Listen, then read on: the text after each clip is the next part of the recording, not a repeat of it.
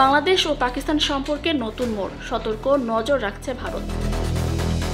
বাংলাদেশের রাজনৈতিক ফলে একসময় প্রতিদ্বন্দ্বী পাকিস্তানের সাথে ঢাকার সম্পর্ক উষ্ণ হতে শুরু করে। দুই দেশের এই ঘনিষ্ঠতা ভারতের বিশেষ নজরে রয়েছে।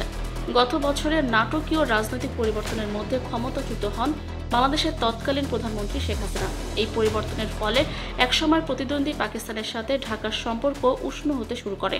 দুই দেশের এই ঘনিষ্ঠতা ভারতের বিশেষ নজরে রয়েছে। কয়েক দশকের বৈরী সম্পর্ক কাটিয়ে বাংলাদেশে ও পাকিস্তান সরাসরি বাণিজ্য শুরু করেছে। এর অংশ হিসেবে ঢাকা পাকিস্তান থেকে 50,000 টন চাল আমদানি করেছে।